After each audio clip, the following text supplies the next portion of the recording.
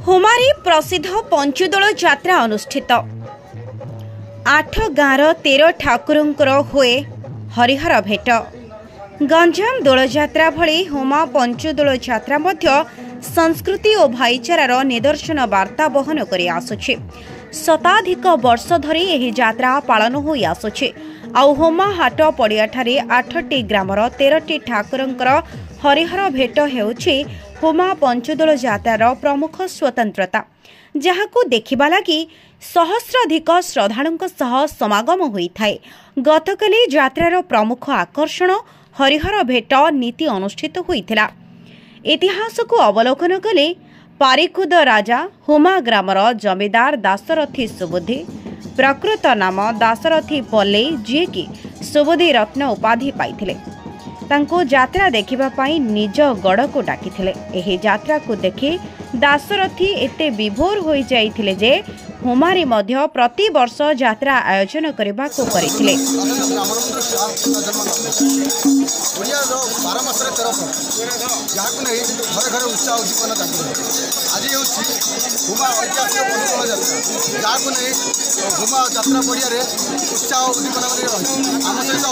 वरिष्ठ नागरिक यात्रा कमिटी वृंद एवं पूजक पचारि कौन रही यात्रा इतिहास किंवदंती बड़हुमा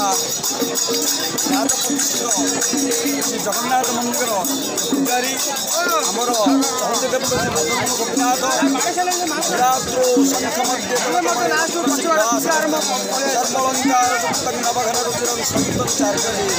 भद्रया वाम भागे शाश्वत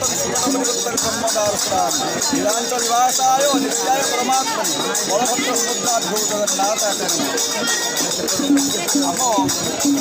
राज प्रतिष्ठित जगन्नाथ मंदिर आमर मदन गोपीनाथ एकादशी शुक्ल पक्ष एकादशी तिथि हरिहर भेट हुई।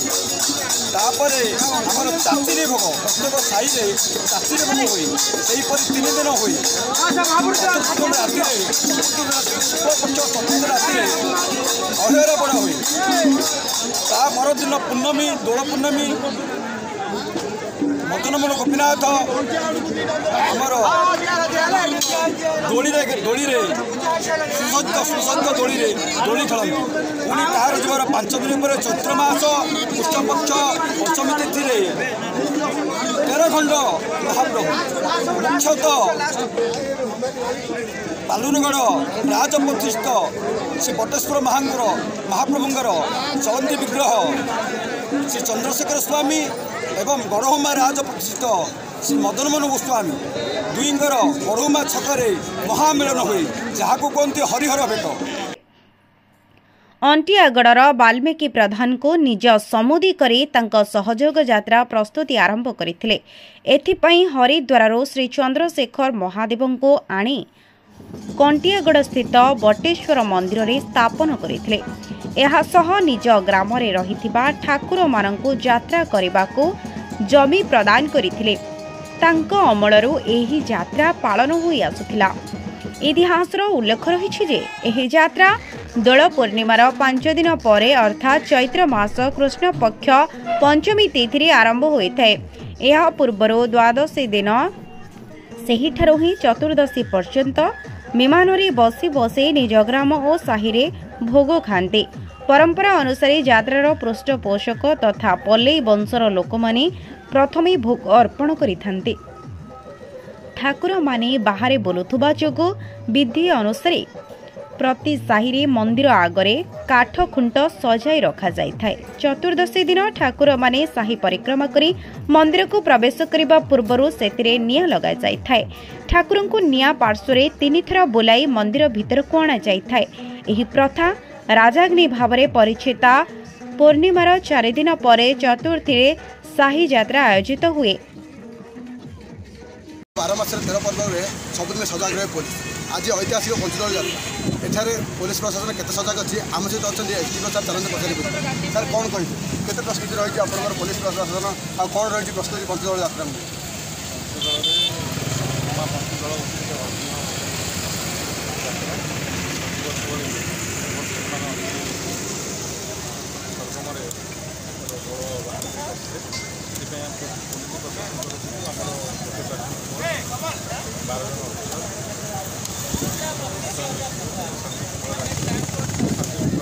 एही जहाँकि प्रति साईरे ठाकुर माने विमान रे बसी निज साहिरे भोग ग्रहण करिथांती। उक्त राति रे जहाँकि रीति रे पारंपरिक नाटक होइथाय।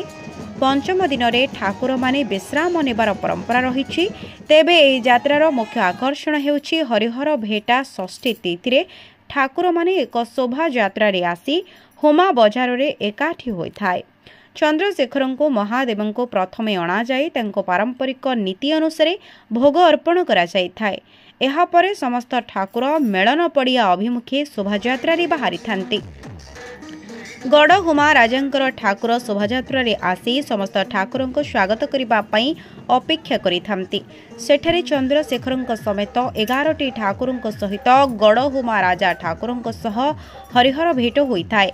परे मेलन पड़ियार निर्धारित सह स्थान रे ठाकुर माने विजे करिथांती एवं मध्याह्न विभिन्न पौराणिक पारंपरिक नाटक परिवेशित हेउथबा बेले राति रे अपेरा मंचस्थ होइथाय। एहार परदिन तथा सप्तमी रे ठाकुर माने सात घेरा बोली सारिबा परे विदाय नेइथांते। प्रथमे राजांक ठाकुर उठिबा परे अन्य एवं ठाकुर उठी साही को फेरिबार परंपरा रहिछि। प्रथमे कंडियागढ़ खटियाकुदा हुमार ठाकुर मानंको नेई उत्सव आरंभ होइथाय।